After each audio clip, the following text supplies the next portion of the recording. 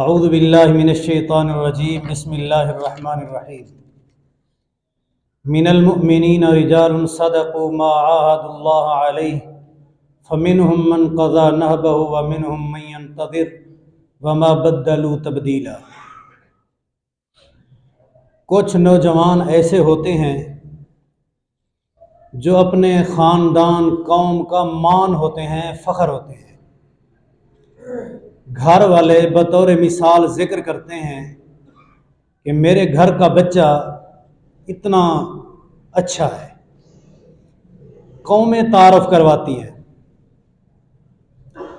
خاندان۔ بعض ایسے نوجوان بھی ہوتے ہیں جن کے اوپر پورے شہر کو فخر ہوتا ہے۔ ایسے قیمتی لوگ بھی ہیں۔ کچھ ایسے ناکارہ ہوتے ہیں جن کو تعارف کرواتے وقت شرم محسوس کی جاتی ہے کہ یہ بھی ہمارا ہے۔ تو ہمیں چاہیے کہ اپنے اندر وہ صفات پیدا کریں جس سے اللہ راضی ہو اور رسول اللہ صلی اللہ علیہ وسلم راضی ہو، اور جہاں گزریں والدین کو خوشی کی خبریں پہنچیں، اساتذہ کو خوشی کی خبریں پہنچیں۔ یہ اصل نوجوان ہے۔ نبی کریم صلی اللہ علیہ وسلم ہجرت کر کے مکے سے مدینے آئے۔ مدینے میں جو لوگ رہتے تھے، جنہوں نے آپ کو پناہ دی، ان کو انصار کہا جاتا ہے۔ انصار کے اندر پھر دو قومیں ہیں، اوس اور خزرج۔ یہ مسلمان قبیلے، یہودی الگ تھے، وہ بنو قریظہ، بنو قینقاع، بنو نذیر، وہ الگ تھے۔ مدد کرنے کو کہتے ہیں نصرت، مدد کرنے والوں کو ناصر بھی کہتے ہیں، نصارہ بھی کہتے ہیں، انصار بھی کہتے ہیں۔ انصار کو انصار کیوں کہا جاتا ہے؟ کیونکہ انہوں نے مدد کی۔ کم و بیش ایک ٹائم 45 مہاجر مکے سے ہجرت کر کے مدینے میں ہیں۔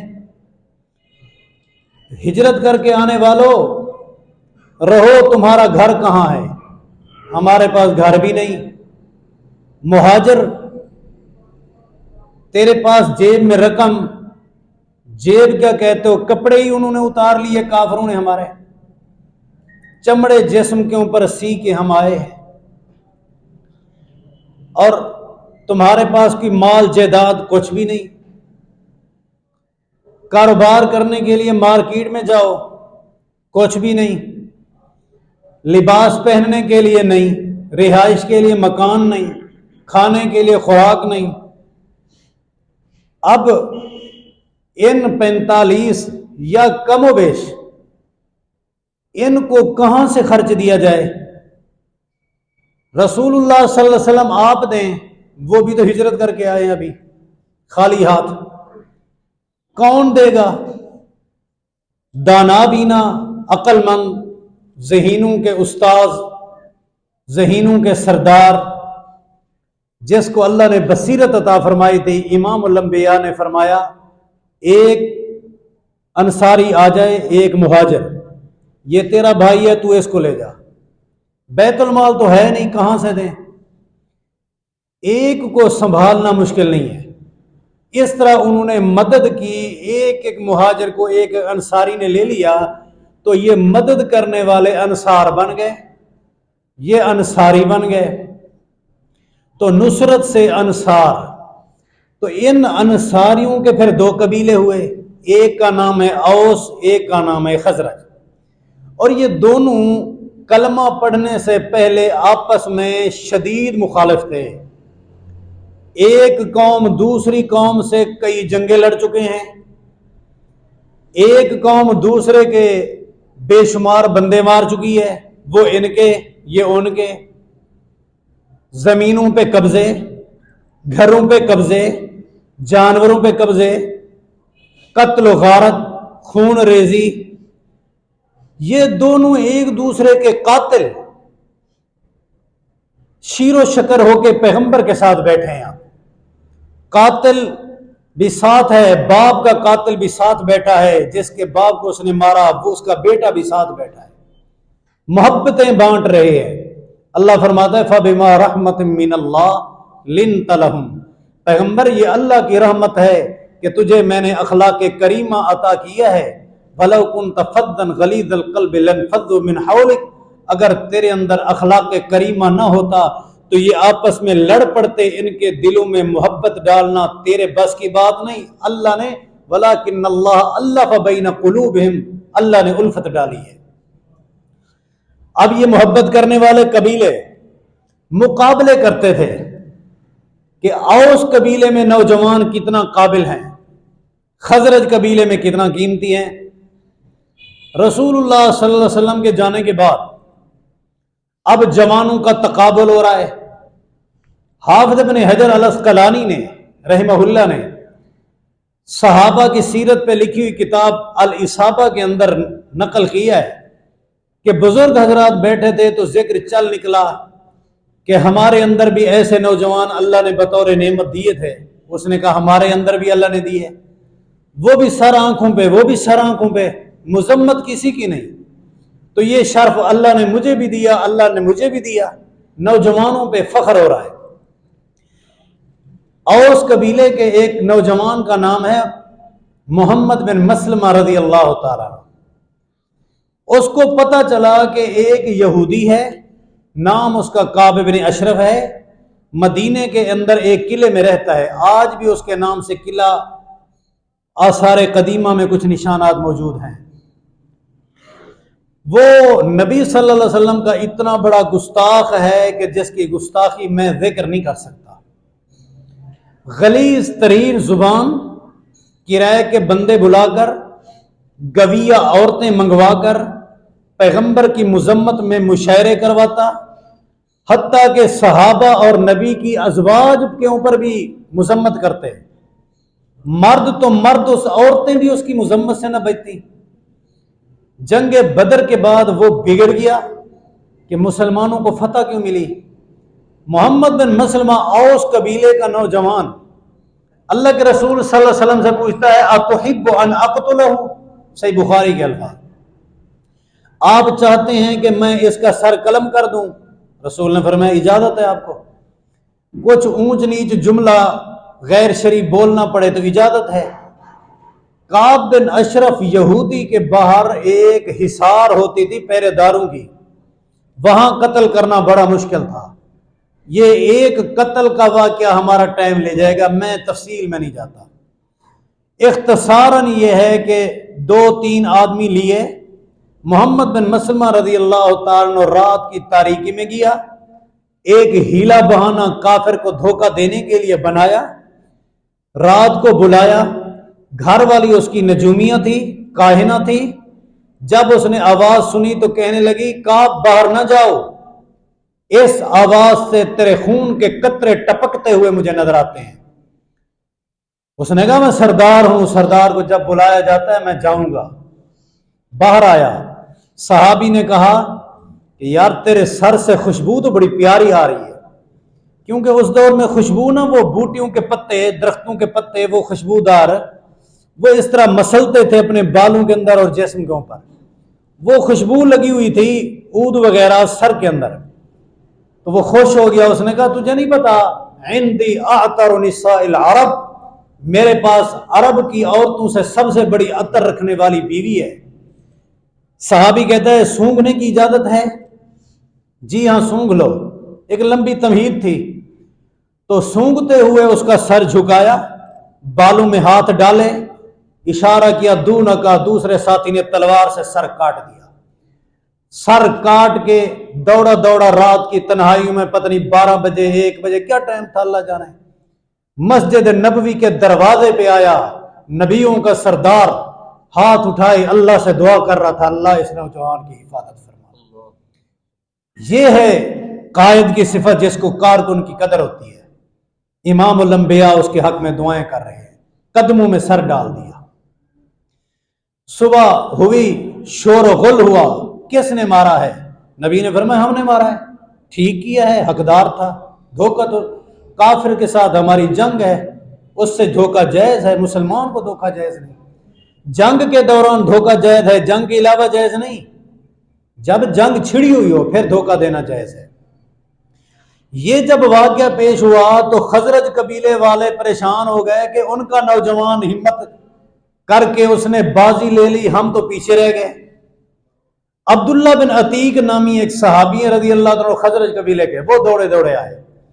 اللہ کے رسول صلی اللہ علیہ وسلم ایک بڑا ہی گستاخ رسول بدبخت آدمی خیبر کے قلعے میں رہتا ہے، مجھے اجازت دیں میں اس کا سر قلم کرتا ہوں۔ آپ نے فرمایا جاؤ۔ بعض روایات میں 4 بعض میں 6 آدمی گئے۔ عبداللہ بن عتیق رضی اللہ تعالیٰ وہاں جب پہنچے، خیبر واقفیت بھی نہیں، پتہ نہیں کتنا 100 کلومیٹر کا فاصلہ طے کر کے وہاں پہنچے۔ مغرب کے بعد کا وقت تھا، قلعے کی ایک بہت بڑی دیوار ہوتی تھی، اوپر کئی منزلوں میں عمارت ہوتی تھی، اس دیوار کو کراس کرنا پھلانگنا ناممکن تھا۔ اتفاق سے وہ دروازہ بند تھا، پریشان ہو گئے کہ اندر کیسے جائیں گے۔ ان کی کوئی جانور، گدھا، کوئی گھوڑا، کوئی سواری گم ہو گئی، تلاش کرنے کے لیے باہر آئے۔ عبداللہ بن عتیق نے کہا ساتھیوں پیچھے ہو جاؤ۔ وہ تلاش کر رہے تھے، جب وہ سواری مل گئی تو یہ ایک کونے میں بیٹھ گیا۔ یہ بخاری شریف کی باتیں ساری، ایک دروازے کے سامنے ایسے بیٹھ گیا جس طرح بندہ پیشاب کرنے کے بہانے بیٹھا ہوتا ہے۔ تو دربان نے دروازہ بند کرنے سے پہلے آواز دی، او جوان اندر آنا ہے تو آ جاؤ ورنہ دروازہ بند ہو جائے گا۔ تو وہ کپڑا لپیٹ کے اندھیرے میں اندر چلے گئے۔ کہتا سیدھا میں گدھوں کے باڑے میں چلا گیا۔ لوگوں کی نظریں اپنی طرف، میری نظر تھی یہ چابی کہاں رکھے گا، تالے کی چابی۔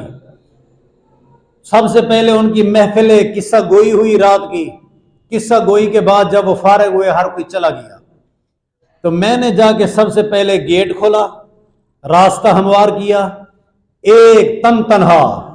یہ جملہ آسان ہے، دشمن کے گھر میں اکیلا جانا یہ جرت کی بات ہے، جان ہتھیلی پہ ہے، کیا گارنٹی ہے زندہ جاؤں گا۔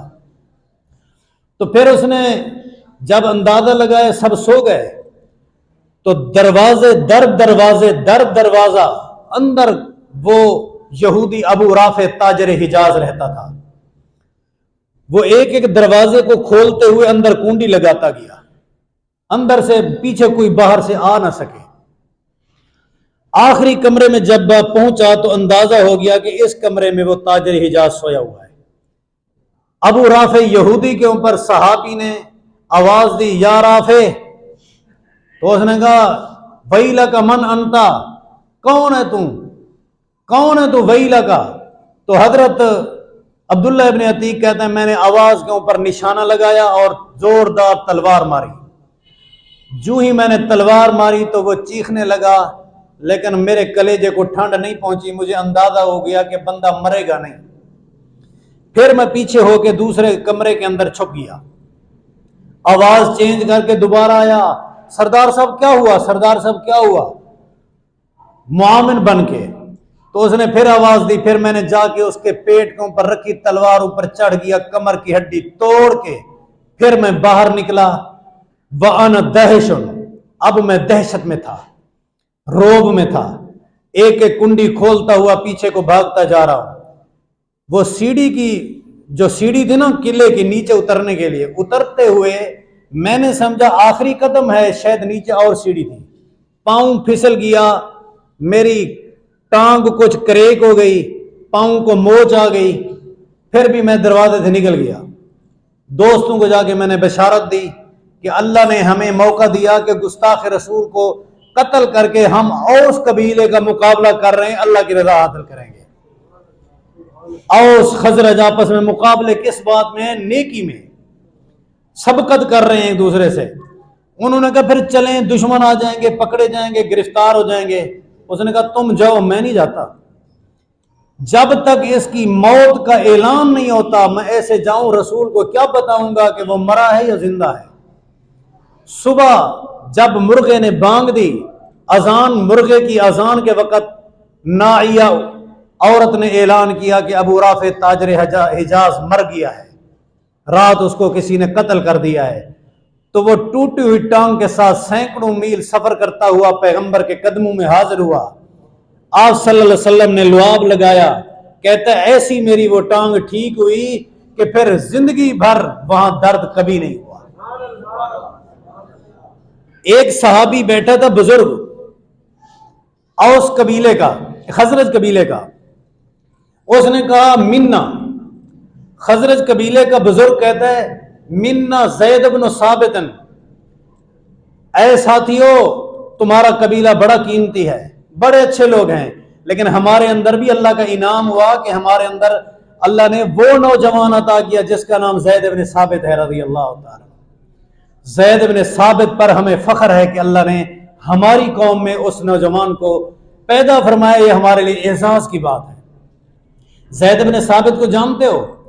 جب ابو بکر صدیق اور عمر فاروق نے، لمبی بات ہے، اختلاف کیا کہ قرآن دو گتوں کے درمیان لکھا جائے یا نہ لکھا جائے، پھر اتفاق ہوا کہ لکھا جائے، تو اس کو لکھنے کی صلاحیت کون رکھتا ہے؟ لاکھ سے زیادہ صحابہ میں سے سب کی نظر پڑی کہ اس کا حق ادا کر سکے گا تو حضرت زید بن ثابت کر سکے گا، اس کے ذمہ لگایا۔ جو زید بن ثابت نے قرآن دو گتوں کے درمیان جمع کیا وہ آج تک ہمارے تک پہنچا ہے۔ یہ اعزاز اللہ نے ہماری قوم کو عطا فرمایا ہے۔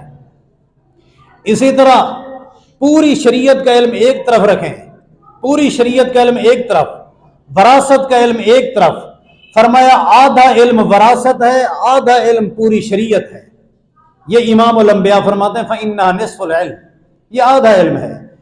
اور اس مشکل ترین علم میں صحابہ سارے مہارت رکھتے تھے، سارے صحابہ مہارت، لیکن سب سے زیادہ مہارت رکھنے والا کون؟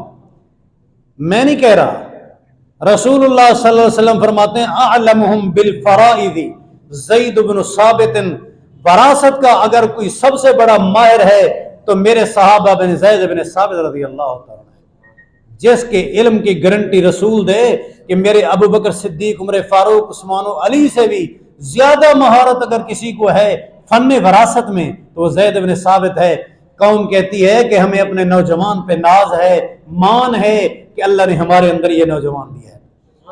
یہ میری بات من وجہ، نوجوانوں کو نصیحت بھی ہے، بزرگوں کے لیے یہ درس ہے کہ اپنے نوجوانوں کو نصیحت کریں کہ ہمارے اندر بھی کوئی ایسے نوجوان ہیں جن کے اندر ہمیں فخر ہو، جن کے اوپر ہمیں ناز ہو۔ منا معاذ بن جبل، وہی قوم کہتی ہے کہ ہمارے اندر اللہ نے یہ اعزاز بخشا کہ معاذ بن جبل جیسا آدمی اللہ نے ہمارے اندر پیدا کیا ہے۔ ینگ جوان معاذ بن جبل، رسول اللہ صلی اللہ علیہ وسلم نے جس کو زندگی میں فرمایا تھا معاذ جاؤ تو آج کے بعد یمن کا گورنر ہے، اعتماد تھا تو رسول نے زندگی میں اس کو گورنر بنایا تھا یمن کا۔ معاذ بن جبل کون ہے؟ رسول اللہ صلی اللہ علیہ وسلم فرماتے ہیں کہ کل میدان محشر میں علم کے مطابق لوگوں کی گردنیں لمبی ہوں گی۔ جب میدان محشر میں سامنے آئیں گے اللہ کے سامنے، میرے صحابہ میں سے سب سے اونچی گردن والا معاذ بن جبل ہوگا۔ ایک اور روایت میں یوں فرمایا ان معاذ یاتی یوم القیامت امام العلماء، معاذ رضی اللہ تعالیٰ قیامت والے دن علماء کا قائد بن کے آئے گا۔ نماز کا طریقہ شروع اسلام میں کچھ مختلف تھا، بعد میں مختلف ہے۔ آنے والا آیا، امام ایک رکعت یا دو رکعتیں پڑھا چکا ہے۔ طریقہ یہ تھا کہ آنے والا پہلے آ کر پوچھے گا نمازیوں کون سی رکعت ہے، تو نمازی بتا دیتے تھے نماز میں ایک رکعت ہو گئی ہے یا دو ہو گئی ہیں۔ وہ پھر اپنی رفتار تیز کر کے رہ چکی جو نماز ہے وہ اس کو ادا کرتا، حدود کے اندر رہ کر، یعنی صحیح ارکان ادا کرتے ہوئے ذرا تیزی سے وہ نماز مکمل کر لیتا تھا، پھر امام کے ساتھ مل کے بقیہ نماز پوری کرتا تھا۔ یہ سابقہ طریقہ اسلام کا چل رہا تھا۔ لیکن جب ایک نماز پر سیدنا معاذ بن جبل رضی اللہ عنہ آئے تو معاذ بن جبل آتے ہوئے جذبہ نماز سے سرشار، فکر نماز کی خیال وہ نہ رہا، آتے ہی اللہ اکبر کہہ کے نماز میں امام کی حالت میں مل گیا۔ جو رہ چکی رکھتے نہ پوچھی نہ پڑھی۔ جب سلام ہوا، آپ کو پتہ نا نبی پاک کا ایک معجزہ تھا، اللہ نے نبی کو معجزہ دے رکھا تھا کہ امامت کے مصلے پہ کھڑے ہو کر پچھلے سارے نمازیوں کو نبی دیکھتا رہتا تھا. کیوں؟ بہتر تو اللہ جانتا ہے، لیکن نبی تو ہے مصلے پہ، پچھلے کی غلطی بتائے گا کون؟ میں دکھاؤں گا تو نبی ان کی اصلاح کرے گا.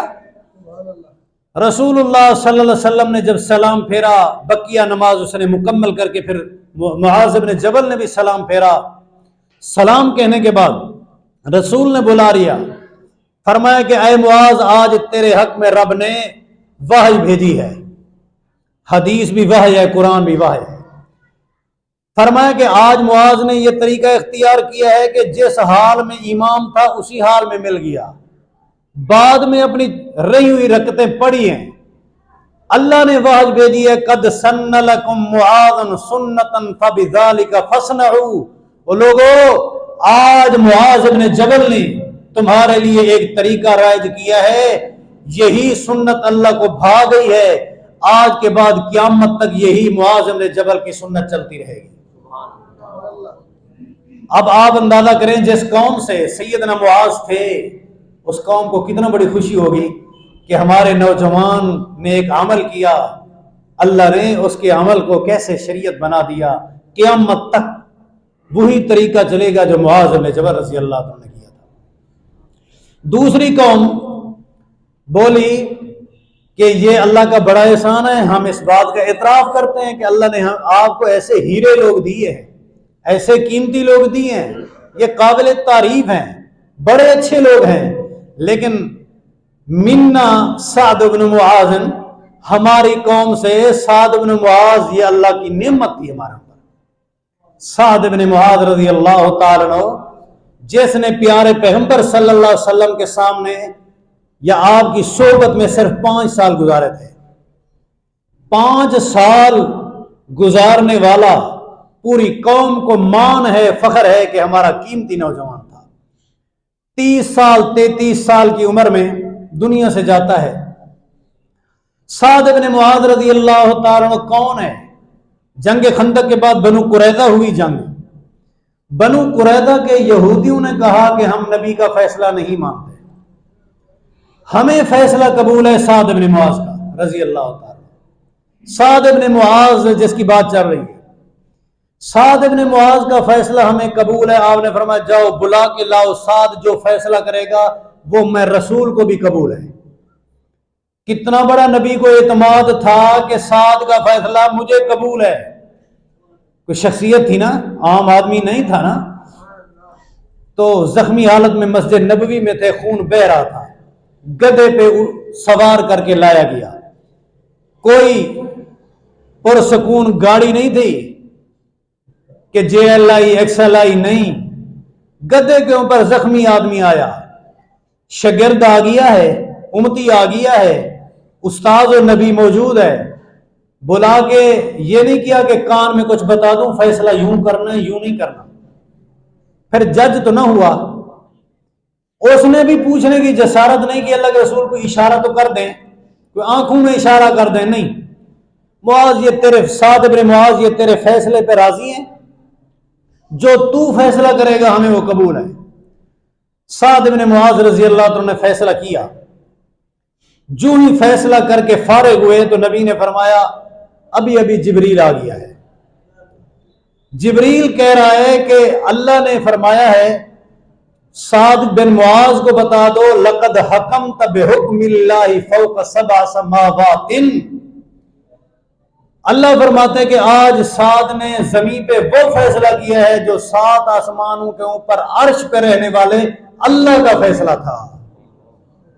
کیا ہی خوش نصیب جوان تھے، قوم کے لیے مان تھے، فخر تھے، اعزاز تھے، عزت تھے، وقار تھے کہ آج تیرا فیصلہ اللہ کو اتنا بھایا ہے کہ اللہ فرماتے ہیں لقد حکمت بحکم اللہ. فیصلہ زمین پہ کرے، بندہ امتی ہو، پھر آسمان سے وحی آ جائے کہ لقد حکمت بحکم اللہ، یہ تیرا فیصلہ تیرا نہیں، یہ اللہ کا فیصلہ ہے. کم و بیش 400 یا 700 لوگ تھے. حضرت سعد رضی اللہ عنہ نے فرمایا تھا کہ ان کے لڑاکے جتنا ہے قتل کر دو. 400 یا 700 باختلاف روایت، حضرت علی رضی اللہ تعالیٰ نے اور حضرت زبیر رضی اللہ تعالیٰ نے ان کے سر قلم کر دیے تھے یہودیوں کے، ان کے بچوں کو غلام بنا لیں، بوڑھوں اور عورتوں کو بھی غلام بنا لیں، یہ فیصلہ تھا۔ سزا ان کی غداری کی تھی، انہوں نے جنگ کے دوران نبی سے غداری کی تھی، یہ تو اللہ نے فتح دی، ورنہ انہوں نے مسلمانوں کا نقصان فل کر دیا تھا۔ تو یہ فیصلہ جب سعد بن معاذ رضی اللہ عنہ نے کیا تو نبی فرماتے ہیں صلی اللہ علیہ وسلم یہ فیصلہ اللہ کا فیصلہ ہے۔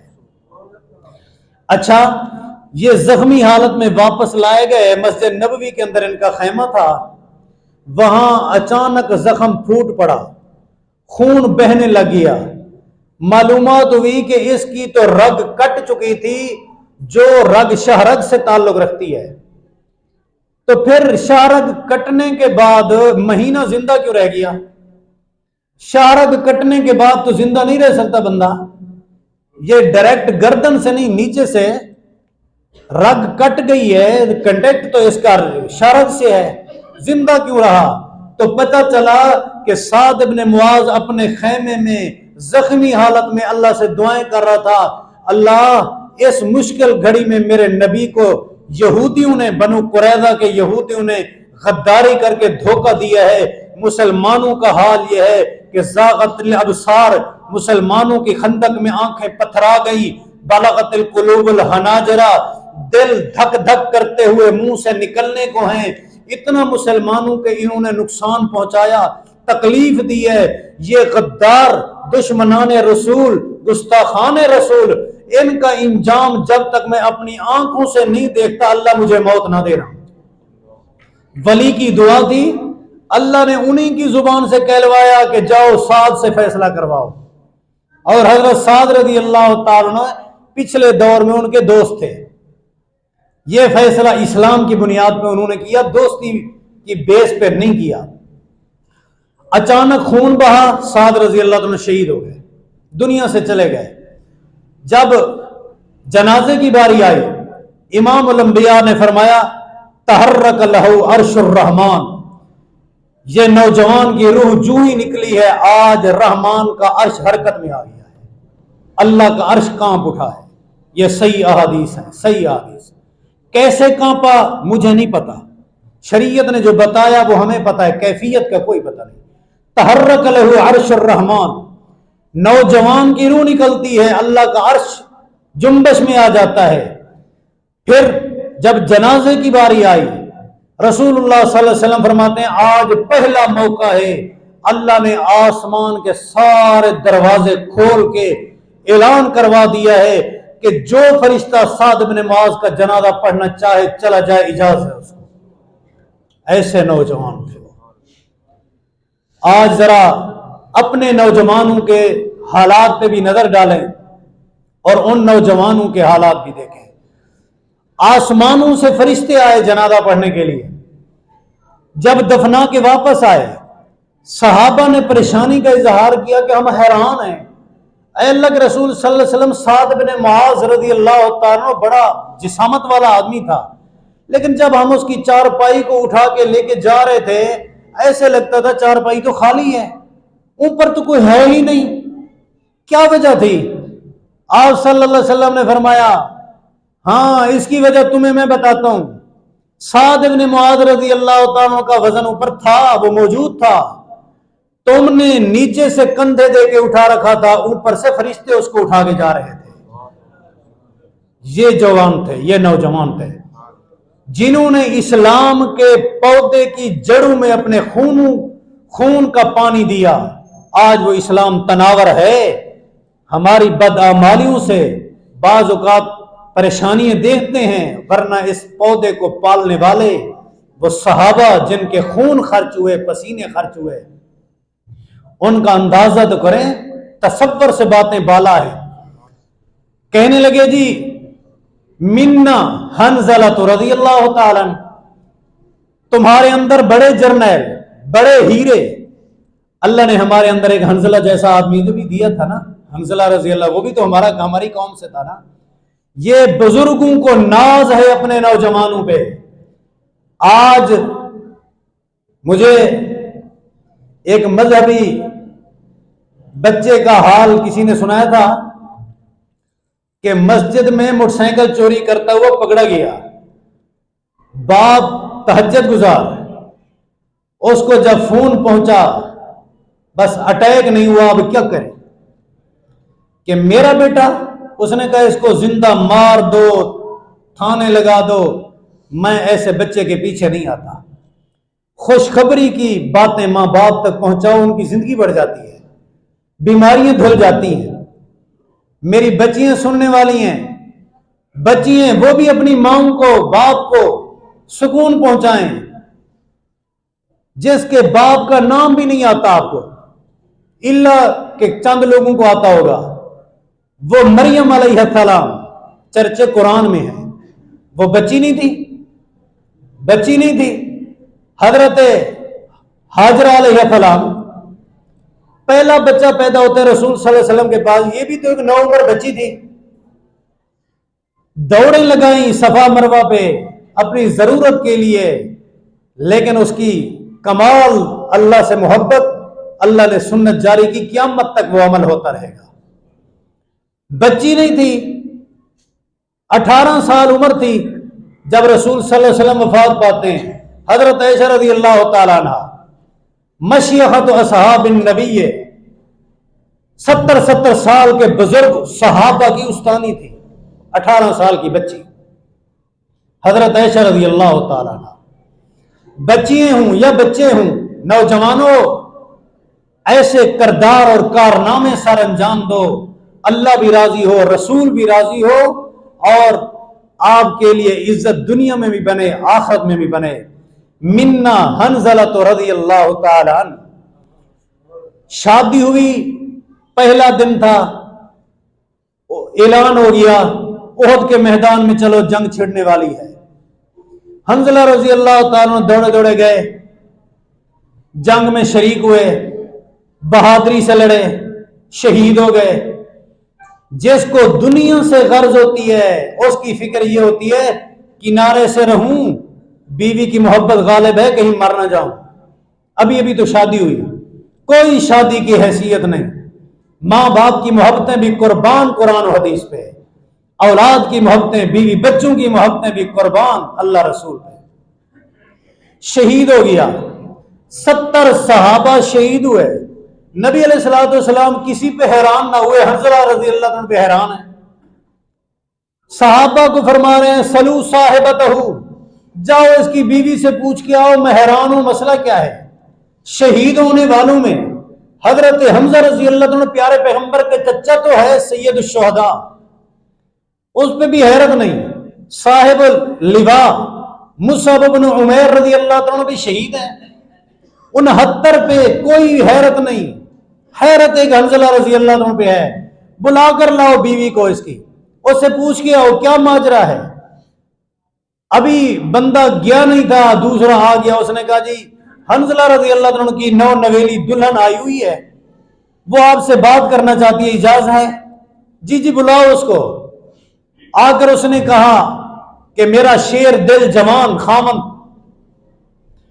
بہادر، اس کی شادی ہوئی، جب اعلان سنا انہو جنبن، جنبی حالت میں تھا، غسل فرض تھا، خیال نہ رہا، رسول کی فرما برداری کا ایک جذبہ کوٹ کوٹ کے بھرا ہوا کہ پیچھے کیا ہے کیا نہیں، میں کیا ہوں میں کیا نہیں، بس فرما برداری کرنی ہے۔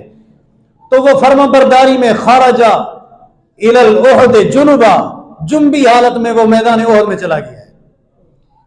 مسئلہ جانتی تھی، اس کو پتا تھا کہ شہید کو غسل نہیں دیا جاتا۔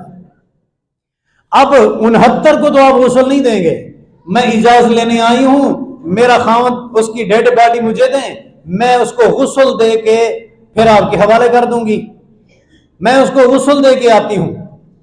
اب دیکھیں بیوی غسل دے کے آتی ہے، خاوند حضرت علی نے بی بی فاطمہ کو غسل دیا تھا۔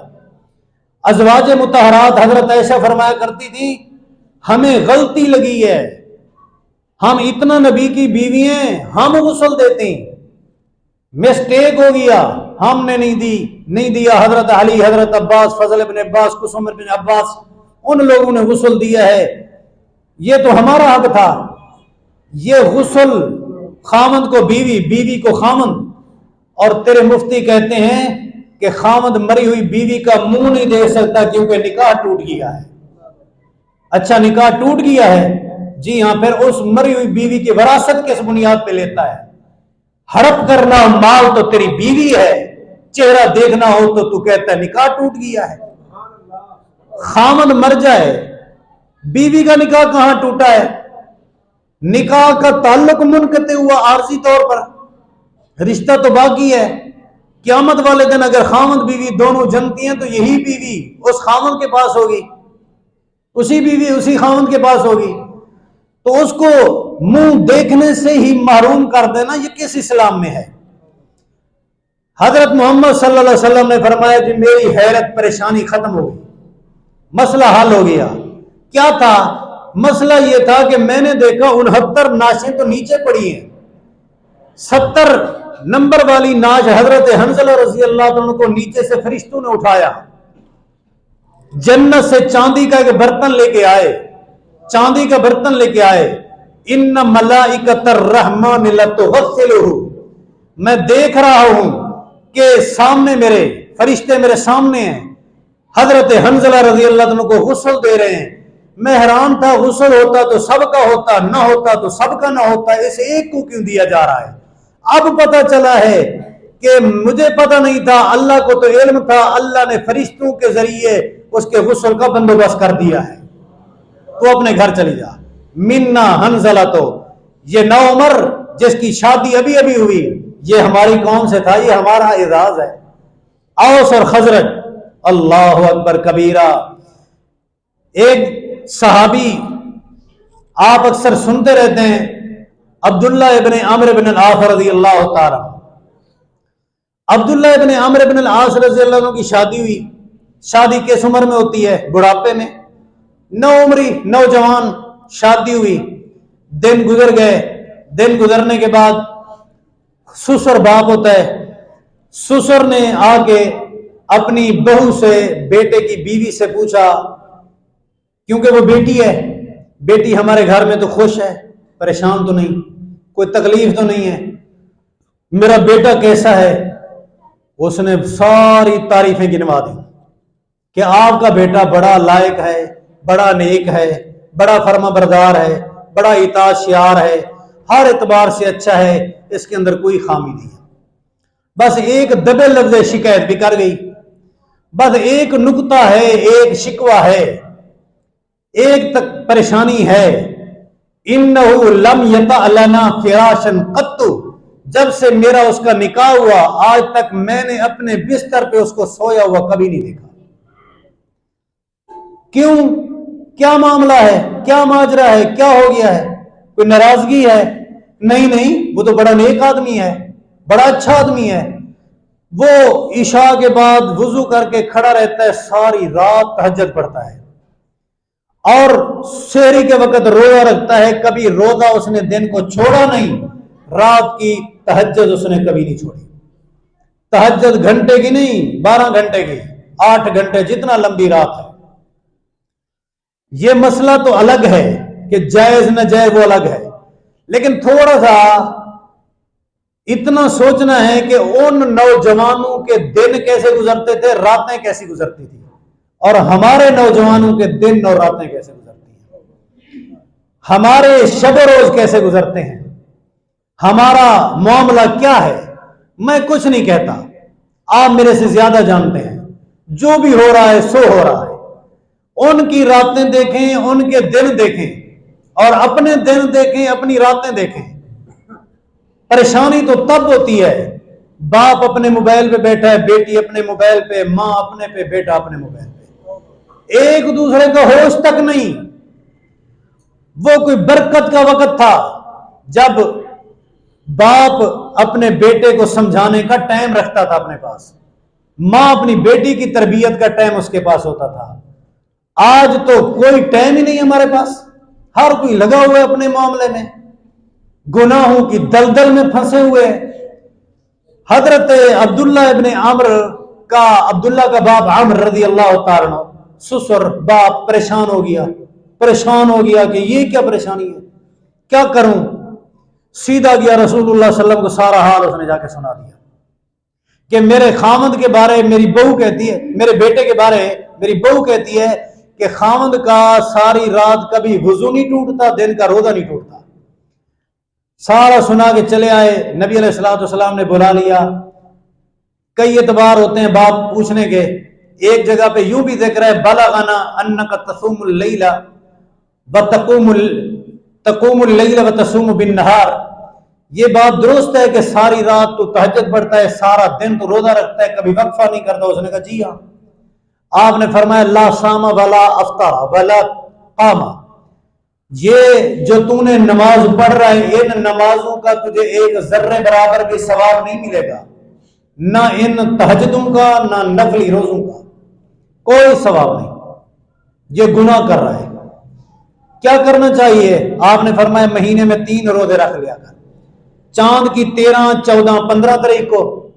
اس نے کہا نہیں انی استطیع، میں زیادہ طاقت رکھتا ہوں، میں اتنا 3 پہ گزارا نہیں کر سکتا۔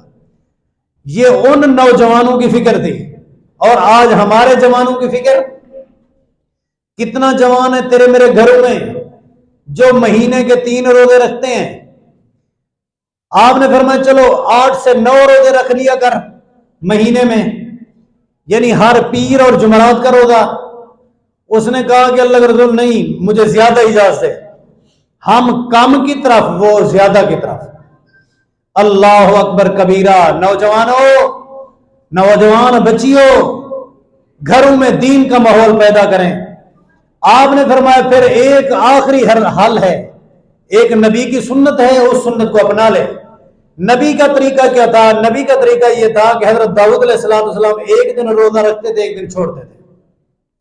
تو صوم داؤدی رکھ، داؤد علیہ السلام کا طریقہ اپنا۔ رات کو 3 حصے میں کر، ایک حصہ عبادت کر، ایک حصہ بیوی کو دے، اور ایک حصہ اپنے جسم کو دے۔ لِزَوْرِكَ عَلَيْكَ حَقًّا، تیرے مہمان آ جائے اس کا بھی حق ہے، اس کو ٹائم دے۔ وَلِزَوْجَتِكَ عَلَيْكَ حَقًّا، بیوی کا بھی حق ہے۔ وَلِعَيْنِكَ عَلَيْكَ حَقًّا، تیری آنکھ کا بھی حق ہے، نیند کر۔ وَلِجَسَدِكَ عَلَيْكَ حَقًّا، تیرے جسم کے 360 اعضاء کا بھی حق ہے۔ فَآتِ كُلَّ ذِي حَقٍّ حَقَّهُ، حق والے کو اس کا حق دو۔ یہ طریقہ ٹھیک ہے، وہ طریقہ ٹھیک نہیں ہے۔ عبداللہ ابن عمرو بن العاص رضی اللہ عنہ کہتے ہیں جب میں بوڑھا ہوا تو پھر میں پچھتاوا دل میں لیے پھرتا تھا، کاش کہ اس دن رسول کی رخصت لے کے تھوڑی عبادت کرتا، آج بڑھاپے میں وجود ساتھ نہیں دیتا، اتنا عبادت نہیں کر سکتا۔ نبی علیہ السلام آئے اپنی بیوی میمونہ رضی اللہ تعالیٰ عنہ کے گھر۔ میمونہ رضی اللہ تعالیٰ عنہ کا گھر ہے، ایک بچہ آیا ہوا ہے، رات کو تہجد کے لیے اٹھے، نبی سے پہلے جاگ رہا ہے۔ بچہ کون ہے؟ نبی کے چچے کا بیٹا عبداللہ ابن عباس ہے رضی اللہ عنہ۔ عمر کتنا ہے؟ نبی نے جب ہجرت کی 3 سال کا تھا، نبی نے جب وفات پائی 13 سال کا تھا۔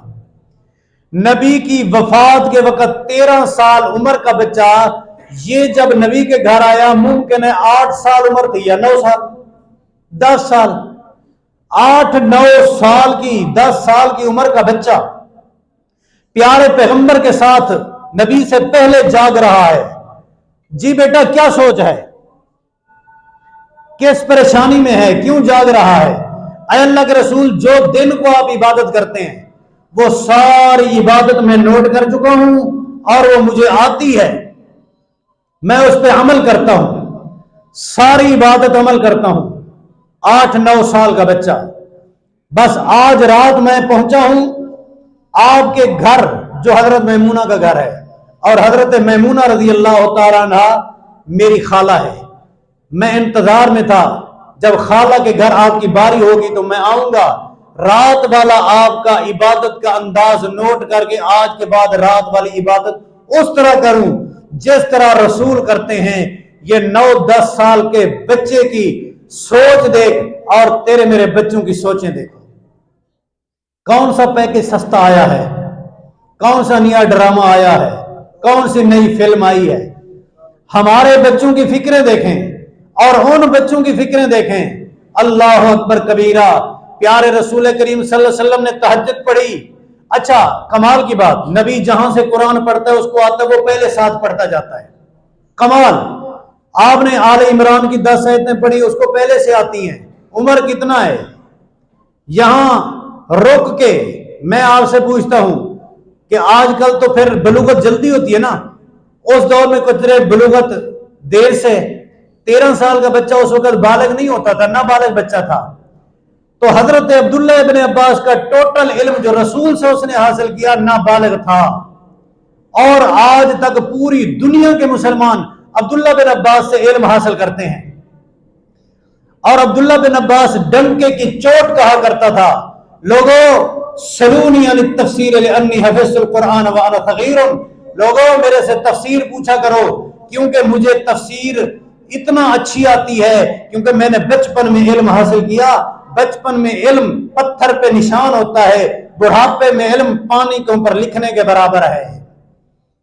تو پوری دنیا اتفاق کرتی ہے. ہمارے دوسرے بھائی جو عقل کو استعمال کرتے ہیں، فقہ والے بھائی، وہ کہتے ہیں نابالغ بچے کا علم آگے قبول ہی نہیں، وہ حدیث بیان ہی نہیں کر سکتا. صحابہ قبول کرتے تھے، ان کے ہاں حجت تھا. عبداللہ ابن عباس رضی اللہ عنہ، ہمارے بھائیوں کے ہاں وہ حجت نہیں. عبداللہ ابن عباس رضی اللہ تعالی عنہ نے تہجد پڑھی. تہجد مکمل ہوئی، کلیجے میں ٹھنڈ پڑی، نبی کے دل سے دعا نکلی. فرمایا اے اللہ اس وقت تو جاگ رہا ہے، اے اللہ تو جاگ رہا ہے کیونکہ تجھے نیند نہیں آتی. رسول اللہ جاگ رہا ہے یا عبداللہ جاگ رہا ہے؟ میں اللہ تیرے سے دعا مانگتا ہوں. بچوں یہ کہنا جائز ہے کہ میرے لیے دعا کرنا، یہ جائز ہے. اس سے بڑا درجہ حاصل کرو، ایسے عمل کرو کہ بڑوں کے دل سے دعا خود نکلے. کہلوانا نہ پڑے کہ میرے لیے دعا کرنا، دعاؤں میں یاد رکھنا. آج تو ہم نے ویسے اس کو فیشن بنا لیا ہے، بس تو مجھے کہے گا میں تجھے، نہ تو مانگے گا میرے حق نہ میں تیرے حق. یہ ایک عادت بن گئی ہے. لیکن ایسی ادائیں اپناؤ دل سے دعا نکلے، وہ ہے دعا میں تاثیر. نبی کے دل سے دعا نکلی، اللہم فقہہ فی الدین، اے اللہ عبداللہ ابن عباس کو دین کی فقاہت سمجھ عطا فرما. عبداللہ ابن عباس صحابہ میں سب سے بڑا مفسر کون ہے؟ عبداللہ ابن عباس رضی اللہ تعالی. عبداللہ ابن عباس جب نبی وفات پاتے ہیں عمر 13 سال، جب حضرت عمر رضی اللہ عنہ خلیفہ بنتے ہیں عمر 15 سال، چلو 16 سال کہہ لیں. 16 سال کا بچہ حضرت عمر نے شورا بنائی کہ میرے حکومتی معاملات میں مشورہ کون دے گا. آپ کو پتہ ہے سیاسی مشاورت میں شورا کے اندر کون لوگ بیٹھتے ہیں؟ تجربہ کار، 40 سال کی اوپر عمر والے، 70 سالہ، 80 سالہ، 100 سالہ بزرگ بیٹھتے ہیں، کیونکہ یہ بڑے معاملے دانا بینا لوگ حل کرتے ہیں. حضرت عمر نے مجلس شورا میں اس 16 سالہ 15 سالہ بچے کو شامل کیا. بزرگوں نے ایک دن پوچھ لیا کہ ایک طرف 80 سالہ بزرگ، ایک طرف 15 سال کا بچہ، 16 سال کا بچہ، اس کو آپ کیوں شامل کرتے ہیں؟ یہ حدیث صحیح بخاری میں ہے. اب حضرت عمر رضی اللہ تعالی نے اس کا جواب دینے سے پہلے سب سے پوچھا شورا کے ارکان سے کہ اذا جاء نصر اللہ کا شان نزول بتائیں. سب نے بتایا. حضرت عمر نے فرمایا نہیں میں نہیں مانتا. عبداللہ تو بتا. 15 سال کے بچے نے کہا اس میں اللہ خبر دے رہا ہے پیغمبر تیری موت کا وقت قریب ہے. عمر نے کہا اے شورا کے ممبرو، یہ ہے شان نزول جو 15 سال کا بچہ بتا رہا ہے. نوجوانوں، بچوں، اپنے اندر جواہر پیدا کرو. کچھ ہم میں اور تم میں جوہر ہیں مخفی.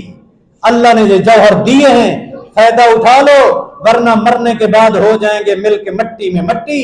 مٹی ہونے سے پہلے اس سے فائدہ اٹھاؤ. عبداللہ ابن عباس رضی اللہ تعالیٰ کو وفات آتی ہے کہاں؟ طائف کے اندر.